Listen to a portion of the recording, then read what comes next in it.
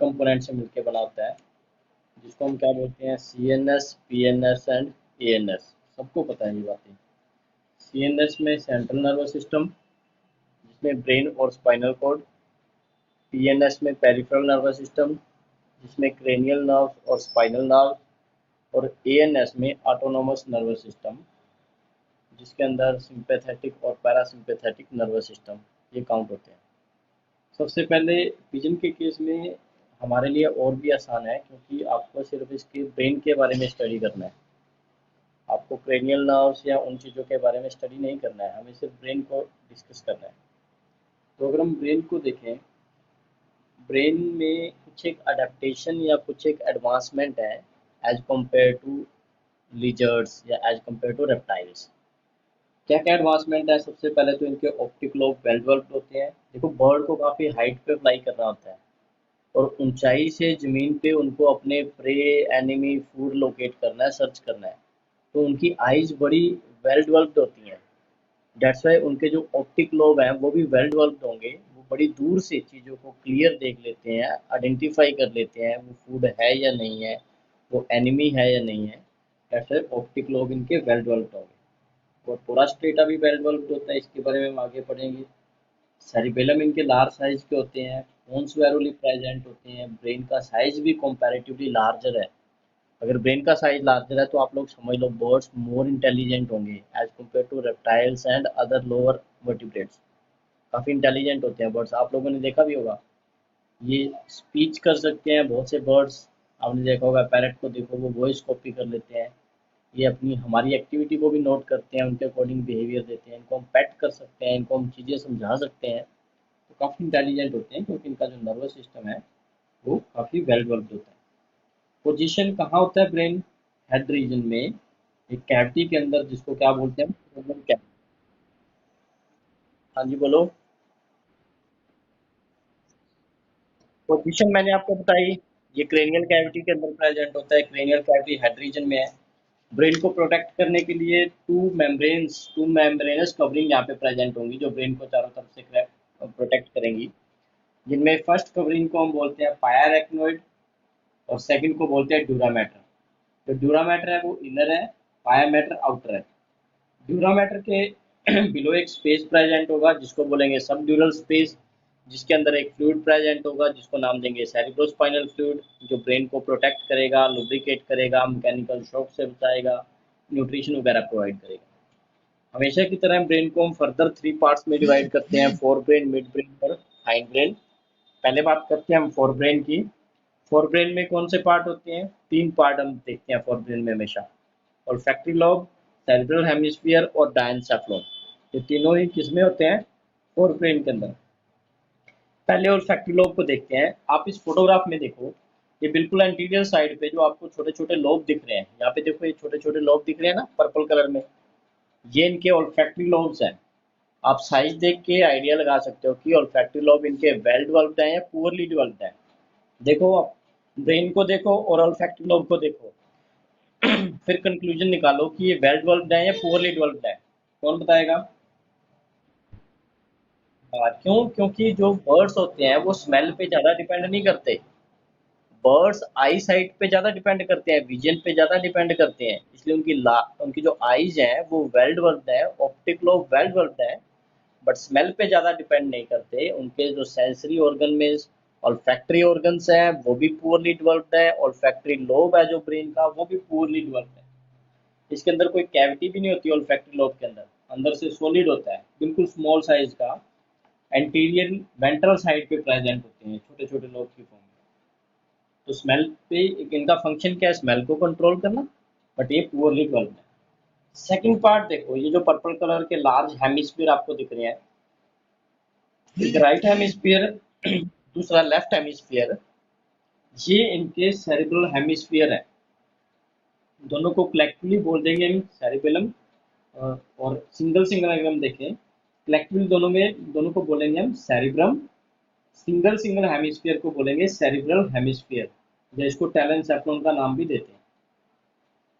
दो हेमिस्फीयर के बीच में देखो एक क्लियर कट लाइन है, जिसको हम लॉन्गिट्यूडनल फिशर या सेरिब्रल फिशर का नाम देंगे। जो लेफ्ट और राइट लोब को एक दूसरे से सेपरेट करेगी। मीन्स इसी लाइन के बेस पे हम कह सकते हैं कि there are two hemisphere, one is left hemisphere and other is like right hemisphere. इनकी जो रूफ होगी, अगर हम इनका इंटरनल सेक्शन देखते हैं, ये हम डोर्सल व्यू देख रहे हैं, ये हम वेंट्रल व्यू देख रहे हैं। अगर हम इंटरनल सेक्शन देखें तो यहाँ पे इनकी जो रूफ है वो थिन है, जिसको पैलियम का नाम देते हैं, बिल्कुल स्मूथ होती है रूफ। और अगर हम इनके फ्लोर की बात करें, फ्लोर और लेटरल वॉल थिक होते हैं, जिनको हम कॉर्पोरा स्ट्रेटा का नाम देते हैं। Roof is thin and smooth, floor and lateral wall are thick, they are known as corpora striata. और हमने पहले बताया था इनका कॉर्पोरा स्ट्रेटा वेल डेवलप्ड होता है, पैलियम इनका पुअरली डेवलप्ड होता है। क्या फंक्शन करता होगा ये इनका सेरिब्रल हेमिस्फीयर? ये जितने भी वॉलंटरी एक्टिविटीज है उनको कंट्रोल करेगा।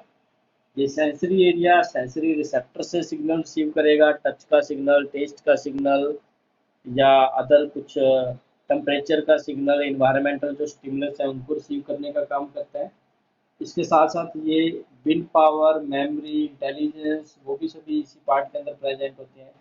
इंस्टिंक्ट बिहेवियर, अगर बर्ड को अचानक से कुछ डिसीजन लेना है, कुछ एक्शन करना है, आप उसके पास जाओगे, बर्ड आपको देख के उड़ेगा, भागेगा या नहीं भागेगा, कोई एनिमी, फूड, अचानक से जो डिसीजन लेने होते हैं वो सब भी इसी पार्ट के पास होते हैं, जिसको हम सेरिब्रल हेमिस्फीयर का नाम देते हैं।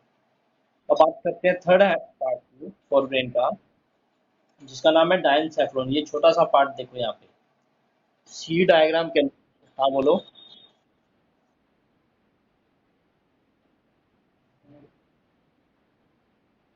हम्म।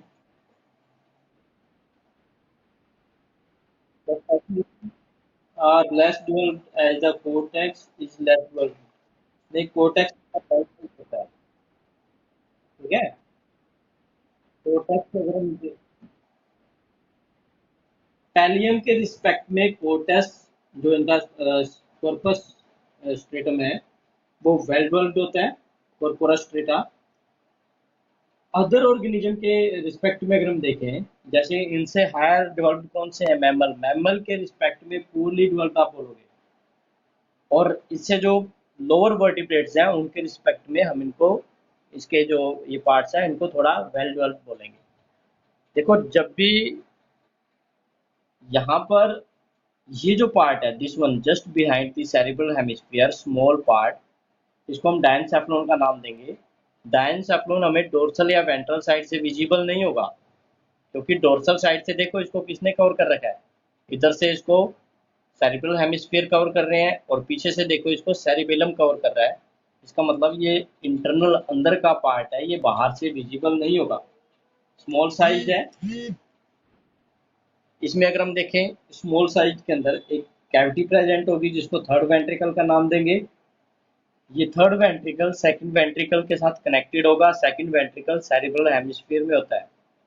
सेरिब्रल हेमिस्फीयर की कैविटी को सेकंड वेंट्रिकल, डायनसेफ्लॉन की कैविटी को थर्ड वेंट्रिकल, ये दोनों कैविटी आपस में कनेक्टेड होंगी with the help of foramen of Monero. वहीं अगर हम देखें, पोस्टीरियर साइड पे एक और लॉन्गिट्यूडनल कैनाल होगी, जिसको नाम देंगे हम आइटर। ये आइटर मेडुला ऑब्लोंगेटा की फोर्थ कैविटी के साथ कनेक्ट करेगा। इसकी थर्ड कैविटी, इसकी फोर्थ कैविटी आपस में एक आइटर की हेल्प से, कैनाल की हेल्प से कनेक्टेड होंगे। डायनसेफ्लॉन की रूफ को देखें तो इसकी रूफ को नाम देते हैं एपिथेलमस, इसकी लेटरल वॉल को नाम देंगे ऑप्टिक थैलेमी, और फ्लोर को नाम देंगे hypothalamus. Roof is epithalamus, lateral wall are optic thalami, and lower wall और floor is known as hypothalamus. Roof पे क्या प्रेजेंट होता है, हमेशा की तरह यहाँ पे pineal stalk, pineal body present होगी, प्लस यहाँ पे anterior choroid plexus, finger like projections, जो ग्लैंडुलर हैं, जो सेरिब्रोस्पाइनल फ्लूइड की सिक्रीशन को रिलीज करेंगे, वो यहाँ पे प्रेजेंट होंगे। वहीं फ्लोर पे अगर हम देखें, जिसको हमने हाइपोथैलेमस का नाम दिया था, फ्लोर पे इनफंडिबुलम आउटग्रोथ प्रेजेंट होगी, जो हाइपोफाइसिस के साथ मिलकर पिट्यूटरी ऑर्गन बनाएंगी, पिट्यूटरी ग्लैंड फॉर्मेशन में हेल्प करेगी। तो आप इतना भी ऐसे भी बता सकते हो कि डायनसेफ्लॉन की रूप से pineal stalk, pineal body arise होगी, और इसके फ्लोर से अगर हम देखें तो यहाँ पे पिट्यूटरी ग्लैंड अराइज होगी। क्या काम करता होगा डायनसेफ्लॉन? ये रिले सेंटर है, ये सेरिब्रम के साथ और सेरिबेलम के साथ कम्युनिकेट करके फंक्शन करता है। ये अदर जो इनवॉलंटरी एक्टिविटी हैं एक्टिविटीज हैं उनको कंट्रोल करने में हेल्प करेगा। पिट्यूटरी ग्लैंड बनाता है, मास्टर एंडोक्राइन ग्लैंड बनाता है। इसके साथ साथ यहाँ पे अभी हमने देखा anterior choroid plexus finger like projection भी प्रेजेंट होगी, जो सेरिब्रोस्पाइनल फ्लूइड की सिक्रीशन में इंपॉर्टेंट रोल प्ले करती है। मिड ब्रेन की बात करें तो मिड ब्रेन में आप देख सकते हो इस फोटोग्राफ के अंदर, यहाँ पे लार्ज साइज के ऑप्टिक लोब, ये जो लेटरल साइड पे राउंडेड ओवल शेप आपको लोब दिख रहे हैं थोड़े से ग्रीनिश कलर में, दीज आर ऑप्टिक लोब। और मैंने आपको स्टार्टिंग में बताया था इनके ऑप्टिक लोब वेल डेवलप्ड होते हैं क्योंकि ये आइज पे ज़्यादा डिपेंड करते हैं एज कम्पेयर टू स्मेल। जैसे ऑल्फैक्टरी लोब तो देखो बिल्कुल ही रिड्यूस हो गए थे, बट ऑप्टिक लोब देखो वेल डेवलप्ड होते हैं। और एक बात, ऑप्टिक लोब देखो इनके ब्रेन की लेटरल साइड पे प्रोजेक्ट कर गया है, यहाँ पे भी आप देख सकते हो। ये इनका डोर्सल व्यू है, ये इनका वेंट्रल व्यू है। और ये ऑप्टिक लोब आप देखो बॉडी के बीच में ना होके, ब्रेन के बीच में ना होके लेटरल साइड पे प्रोजेक्ट कर गए हैं। ओवल शेप स्ट्रक्चर होते हैं, वेल डेवलप्ड आप कह सकते हो। एक लेफ्ट ऑप्टिक लोब, एक राइट ऑप्टिक लोब, दोनों के बीच में गैप है, हमें गैप भी दिख रहा है। बट इन दोनों ऑप्टिक लोब को आपस में कनेक्ट करने के लिए बीच में ट्रांसवर्स नर्व फाइबर होंगी, इनको ऑप्टिक कोमिशोर का नाम देंगे, ताकि left optic lobe right optic lobe के साथ कम्युनिकेट कर सके। मैं उस लाइन को यहाँ पे रिप्रेजेंट करने जा रहा हूँ। यहाँ पे देखो एक लेफ्ट लोब और एक राइट लोब, ये दोनों ऐसे आपस में कनेक्ट होंगे। ये जो ऑरेंज कलर की अब लाइन बनी है दोनों के बीच में, दिख रहा है? लेफ्ट ऑप्टिक लोब और राइट ऑप्टिक लोब के बीच में ऑरेंज कलर की एक लाइन लगाई है मैंने। ये transverse band of nerve fibre, जिसको ऑप्टिक कोमिशोर का नाम देंगे, ताकि left optic lobe right optic lobe के साथ कम्युनिकेट कर सके, दोनों कोऑर्डिनेटेड मैनर में फंक्शन कर सके। इन दोनों ऑप्टिक लोब के अंदर फिर से कैविटी, जिसको ऑप्टोसिल का नाम देंगे या ऑप्टिक वेंट्रिकल या ऑप्टोसिल का नाम देंगे, जो आइटर के साथ कनेक्टेड होगी। मैंने आपको बताया था आइटर थर्ड और फोर्थ वेंट्रिकल को कनेक्ट करने के लिए एक कैनाल है, उसी के साथ इधर से भी ऑप्टिक वेंट्रिकल और इधर से भी ऑप्टिक वेंट्रिकल उसके साथ कनेक्टेड होगी। और अगर हम देखें मिड ब्रेन के अंदर एक longitudinal band of nerve fibre, जिसको क्रूरा सेरेब्री, क्या नाम देंगे? क्रूरा सेरेब्री। अगर हम उसके लिए लाइन ड्रॉ करें तो यहाँ पे हम लाइन ड्रॉ कर सकते हैं उसके लिए। यहाँ पे ऐसे ये फोर ब्रेन था इनका, पर्पल कलर का, और ये हाइंड ब्रेन था, फोर ब्रेन और हाइंड ब्रेन। मैं इस लाइन का कलर भी चेंज कर रहा हूँ, इसको मैं येलो कलर से रिप्रेजेंट कर रहा हूँ। फोटोग्राफ में आप देख सकते हो एक येलो कलर की लाइन है, इस येलो कलर की लाइन को नाम देते हैं क्रूरा सेरेब्री। एक्चुअली में it is a longitudinal band of nerve fibre, it is a longitudinal band of nerve fibre. क्या काम करता होगा ये बैंड? इधर से देखो ये किसके साथ कनेक्टेड है? फोर ब्रेन के साथ। और इधर से देखो ये किसके साथ कनेक्टेड है? हाइंड ब्रेन के साथ। फोर ब्रेन और हाइंड ब्रेन आपस में कम्युनिकेट कर सकें, दोनों के बीच में ये कम्युनिकेशन लाइन आप कह सकते हो, कम्युनिकेटिंग नर्व फाइबर्स हैं, फोर ब्रेन को हाइंड ब्रेन के साथ कनेक्ट करेंगी, ताकि वे ये ब्रेन के दोनों पार्ट आपस में कोऑर्डिनेटेड मैनर में फंक्शन कर सकें। यहाँ तक कुछ डाउट किसी को? नहीं। हाइंड ब्रेन में देखें तो हाइंड ब्रेन में फिर से दो पार्ट, जिसमें एक तो ये सेरिबेलम आप देख सकते हो, दिस वन, और जो सेकंड पार्ट है वो मेडुला ऑब्लोंगेटा, यहाँ पे आप देख सकते हो। सेरिबेलम ब्रेन के समवट डोर्सल साइड पे होता है, लार्ज साइज का है। इसमें सेरिबेलम को हम फर्दर दो पार्ट में डिवाइड करते हैं, जिसमें एक तो इसका सेंट्रल पार्ट, जिसको वर्मिक्स बोलेंगे, ये जो सेंट्रल पार्ट जिस पे ट्रांसवर्स लाइन दिख रही है, दिस इज द वर्मिक्स, सेरिबेलम का पार्ट। और दो छोटे छोटे देखो आपको लेटरल साइड पे लोब दिखेंगे, दिख रहे हैं दो छोटे छोटे लेटरल साइड पे लोब जाते हैं। इन लेटरल लोब को हम नाम देंगे floccular lobes. It means cerebellum is further divided into two lobes, two parts. The central part having transverse ridges is known as vermix, and the lateral small lobes, they are known as floccular lobes. पहले हम वर्मिक्स को देखते हैं। वर्मिक्स large size का है, इस पे आप देख सकते हो ट्रांसवर्स फोल्ड प्रेजेंट है, जो बिल्कुल क्लियरली विजिबल है हमें, वो ब्रेन के डोर्सल साइड पे ही होता है। इसका जो ग्रे मैटर है उसको सेरिबेलर कॉर्टेक्स का नाम देते हैं। इससे इन ट्रांसवर्स लाइन का मेन पर्पज क्या होता है? इससे सरफेस एरिया इंक्रीज होगा, number of nerve cells, neurons ज़्यादा होंगे। अगर नंबर ऑफ नर्व सेल्स ज़्यादा है तो उससे जो बॉडी के अंदर कोऑर्डिनेशन है वो अच्छे से मेंटेन होगा। इसके सेंटर के अंदर अगर हम देखें इसका ट्रांसवर्स सेक्शन, यहाँ पे ये ट्रांसवर्स सेक्शन है इसका सेरिबेलम का। यहाँ पे अगर हम ट्री ध्यान से देखेंगे तो ट्री ब्रांचिंग लाइक पैटर्न दिखेगा। इस फोटोग्राफ के अंदर वो क्लियरली विजिबल नहीं है, किसी और फोटोग्राफ में आपको दिखाऊंगा। यहाँ पे ट्री ब्रांचिंग लाइक पैटर्न दिखेगा जिसको आर्बोर वाइटे का नाम देंगे। इसके अंदर एक कैविटी भी दिख रही है हमें, देखो this cavity is known as metacoel, जो फर्दर आइटर के साथ कनेक्टेड होगी।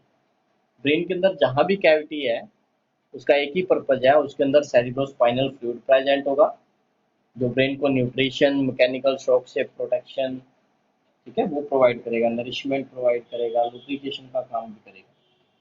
फ्लोक्युलर लोब के बारे में मैंने पहले ही देखा, ये स्मॉल साइज के लोब होते हैं, सेरिबेलम की लेटरल साइड पे प्रेजेंट होंगे। फंक्शन क्या है सेरिबेलम का? ये वॉलंटरी मूवमेंट को कंट्रोल करने में हेल्प करता है। अब देखो बर्ड को फ्लाई करना है, उसका फ्लाई करना एक वॉलंटरी एक्टिविटी है, वो अपनी इच्छा से फ्लाई करेगा, विल पावर से फ्लाई करेगा, तो उस वॉलंटरी मूवमेंट को कंट्रोल करना है। दूसरा, फ्लाइट के टाइम जो बैलेंस मेंटेन रखना है, जो इक्विलिब्रियम बनाए रखना है, ताकि लेफ्ट और राइट साइड बॉडी की दोनों बैलेंस्ड वे में, दोनों विंग्स बैलेंस्ड वे में काम करें, दोनों लेग्स या अदर बॉडी पार्ट्स एक कोऑर्डिनेटेड मैनर में काम करें, उसको कंट्रोल करना सेरिबेलम का फंक्शन है। और हाइंड ब्रेन का सबसे लास्ट पार्ट जिसको नाम देते हैं मेडुला ऑब्लोंगेटा, यहाँ पे आप वेंट्रल साइड पे देख सकते हो, वेंट्रल डायग्राम में ये posterior most part medulla oblongata है, डोर्सल साइड पे नहीं दिखेगा हमें। क्यों? क्योंकि डोर्सल साइड पे इसका मेडुला ऑब्लोंगेटा का जो मोस्ट ऑफ पार्ट है वो सेरिबेलम ने कवर कर लिया है। यहाँ पे आप देख सकते हो इस फोटोग्राफ में, ये जो डार्क रेड कलर का आपको पार्ट दिख रहा है ना सी वाले फोटोग्राफ में, जहाँ पे ये एरो मूव कर रहा है, दिस इज मेडुला ऑब्लोंगेटा। इसके अंदर एक कैविटी है जिसको फोर्थ वेंट्रिकल का नाम देंगे। ये इसके अगर हम देखें तो फिर से यहाँ पे एक फिंगर लाइक प्रोजेक्शन प्रेजेंट होती है जिसको पोस्टीरियर कोरोइड प्लेक्सिस नाम देंगे। याद करो हमने देखा था डायनसेफ्लॉन में finger like projection anterior choroid plexus, उसी तरह मेडुला ऑब्लोंगेटा के अंदर finger like projections posterior choroid plexus, function same है। ये ग्लैंडुलर स्ट्रक्चर होती हैं, ये सेरिब्रोस्पाइनल फ्लूइड की सिक्रीशन कॉज करेंगी। फंक्शन की बात करें तो मेडुला ऑब्लोंगेटा जितनी भी इनवॉलंटरीज एक्टिविटीज हैं, जितने भी विसल ऑर्गन्स के फंक्शन है, चाहे वो हार्ट का फंक्शन है, रेस्पिरेटरी ऑर्गन्स के फंक्शन है, डाइजेस्टिव सिस्टम के फंक्शंस है, उन सब की एक्टिविटी को कंट्रोल करेगा। मीन्स जितनी भी इनवॉलंटरी एक्टिविटीज हो रही है वो सब इसी से कंट्रोल होती है। इसके साथ साथ सेरिब्रोस्पाइनल फ्लूइड की सिक्रीशन भी ये कॉज करता है। तो ये सब मेडुला ऑब्लोंगेटा के बारे में। एक आपको और बात याद रखनी होगी, यहाँ पे पोन्स वैरोली, ये भी एक तरह से इन्होंने हाइंड ब्रेन का ही पार्ट शो कर रखा है, pons varolii. It is a thick band of transverse nerve fibre on the upper part of medulla oblongata. यहाँ पे आप देखो, यहाँ पे मैंने एक डार्क कलर की लाइन शो की हुई है, ब्लैक लाइन डार्क कलर की दिख रही है। It is a transverse band of nerve fibre जो मेडुला ऑब्लोंगेटा की लेफ्ट साइड को राइट साइड से कनेक्ट करेगा। This transverse band of nerve fibre is known as pons varolii. आगे इसको मैमल में भी स्टडी करेंगे हम। इससे लोअर जो वर्टिब्रेट्स थे उनके अंदर ये वेल डेवलप नहीं होता पोन्स वैरोली, जैसे जैसे हम हायर वर्टिब्रेट्स की तरफ जाएंगे ये वेल डेवलप्ड होगा। तो इनके अंदर ये thick transverse band of nerve fibre left side of medulla oblongata को right side of medulla oblongata के साथ कनेक्ट करेगा, ताकि दोनों पार्ट कोऑर्डिनेटेड मैनर में फंक्शन कर सकें। हिस्टोलॉजी सेम होती है ब्रेन की, चाहे किसी भी ऑर्गेनिज्म का ब्रेन हो उसकी हिस्टोलॉजी सेम होगी।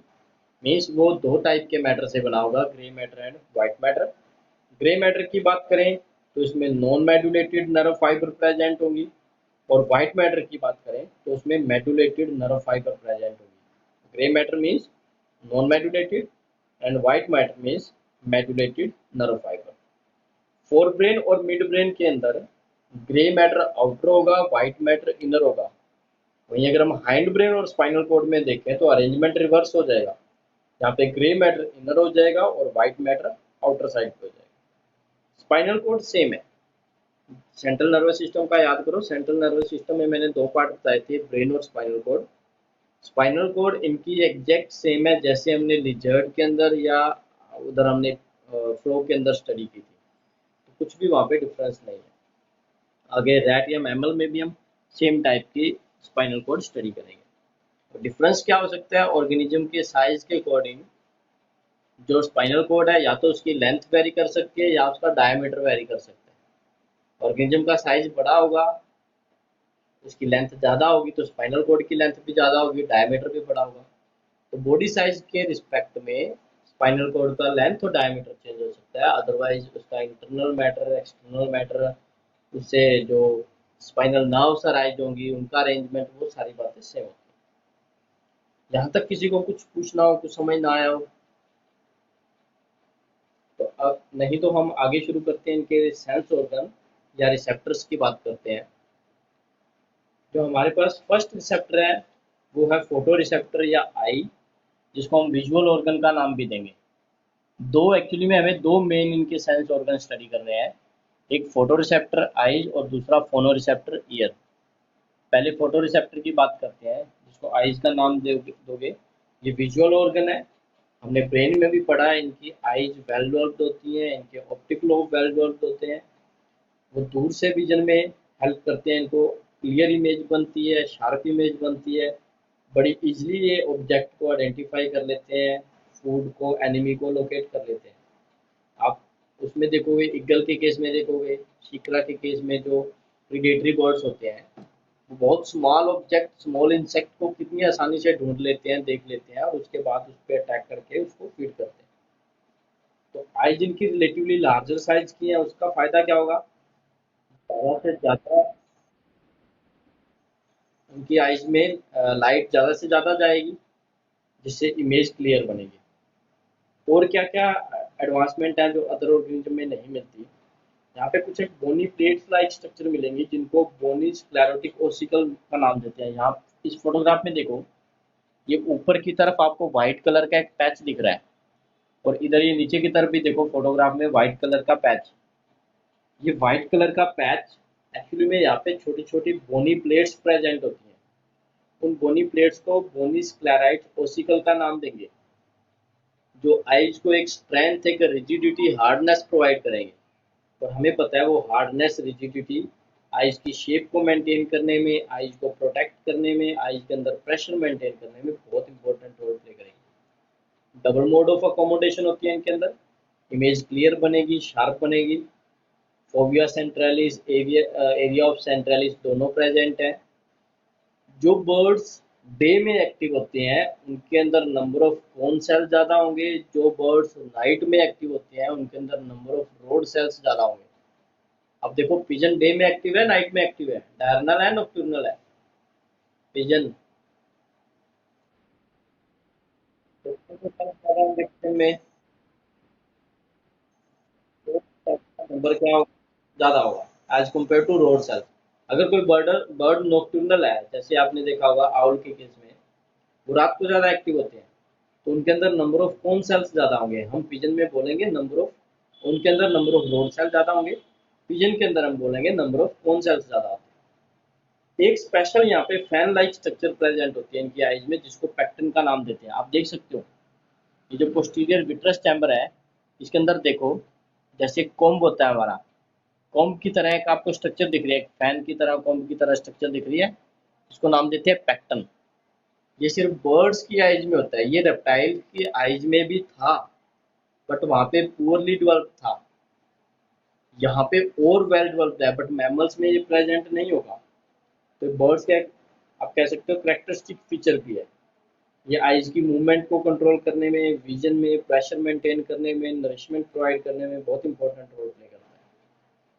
बर्ड्स के अंदर टेलोस्कोपिक विजन होता है, जैसे वो टेलीस्कोपिक नहीं होता, दूर से किसी चीज को देख लेना, आइडेंटिफाई कर लेना, तो टेलीस्कोपिक विजन की प्रॉपर्टी होती है। इनकी आइज में येलो और रेड ड्रॉपलेट्स काफी होती हैं। अब इन ड्रॉपलेट्स का क्या फायदा होगा, ये कलर्ड इमेज बनाने में इंपॉर्टेंट रोल प्ले करेंगे। इनके अंदर ब्लैक एंड व्हाइट की बजाय अगर हम कलर्ड इमेज देखें तो वो बहुत अच्छी बनती है। तो उसमें ये स्पेशल टाइप के येलो और रेड ड्रॉपलेट्स वो विजन को इंक्रीज करने में रोल प्ले करते हैं। आइज की पोजीशन सबको पता है, कहाँ होती है आइज, हेड की लेटरल साइड पे प्रेजेंट होगी, बाई कन्वेक्स शेप्ड होती है, एक स्पेशल चैम्बर के अंदर प्रेजेंट होंगी, जिनको ऑर्बिट का नाम देंगे। मोनोकुलर विजन होता है, मतलब दोनों जो आइज है वो सिंगल इमेज बनाएंगी।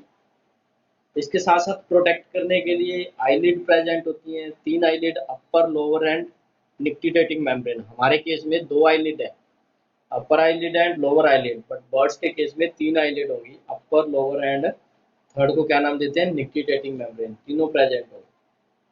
ग्लैंड्स में देखें तो दोनों ग्लैंड, हार्डेरियन ग्लैंड और लैक्रिमल ग्लैंड, दोनों प्रेजेंट होती हैं। हार्डेरियन ग्लैंड की जो स्क्रीशन है वो फ्रिक्शनलेस मूवमेंट में हेल्प करेगी, ऑयली स्क्रीशन होगी।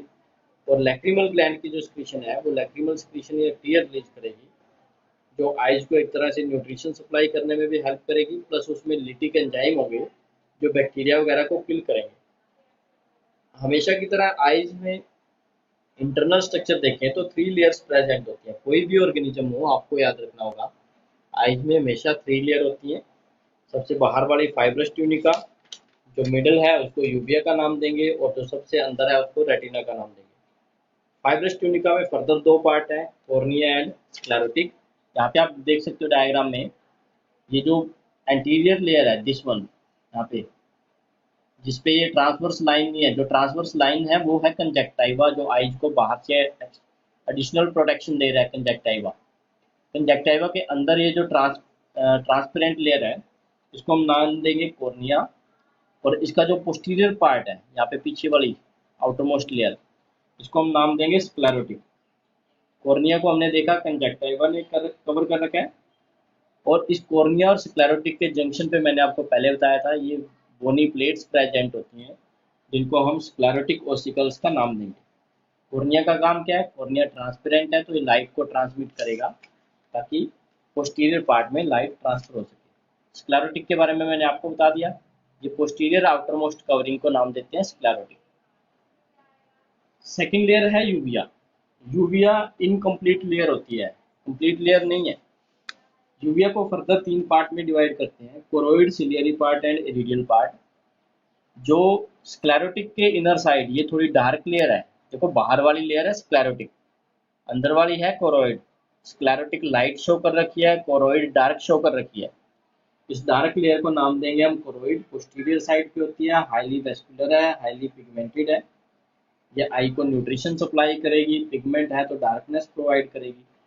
अब एंटीरियर पार्ट की तरफ आते हैं। यहाँ पे ये वाला जो पार्ट है, जो कॉर्निया और स्क्लेरोटिक के जंक्शन पे है, इसको नाम देंगे हम सिलियरी पार्ट।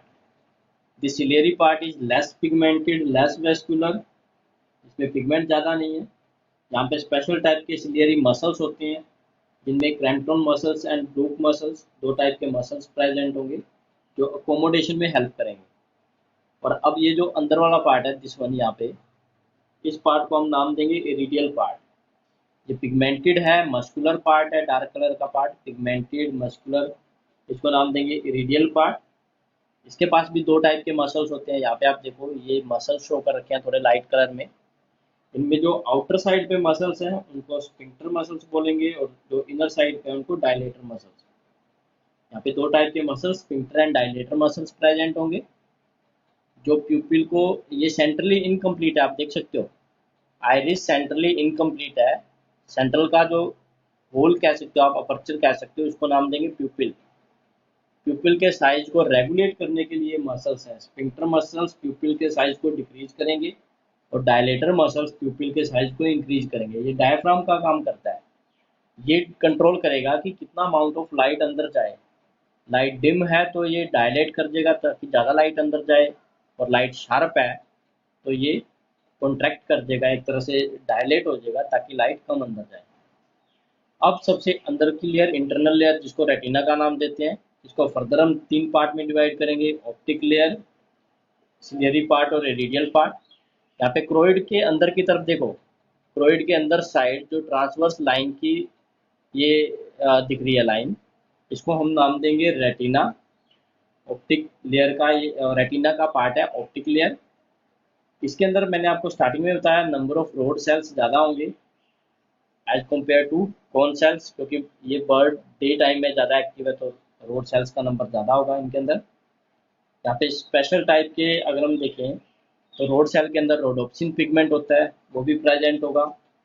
यहाँ पे एरिया ऑफ सेंट्रलिस, ये देखो फोविया सेंट्रलिस, एक डिप्रेशन सा प्रेजेंट होगा जहाँ पे लेंस लाइट को फोकस करेगा। तो फोविया सेंट्रलिस प्रेजेंट है।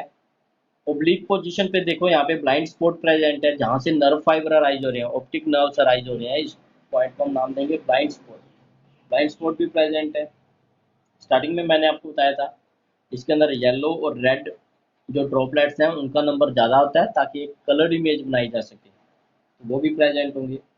सिलियरी पार्ट में देखें तो जो सिलियरी पार्ट यूविया का था उसके अंदर की तरफ सिलियरी पार्ट रेटिना का होगा, और दोनों के सिलियरी पार्ट को कलेक्टिवली हम बोल देंगे सिलियरी बॉडी।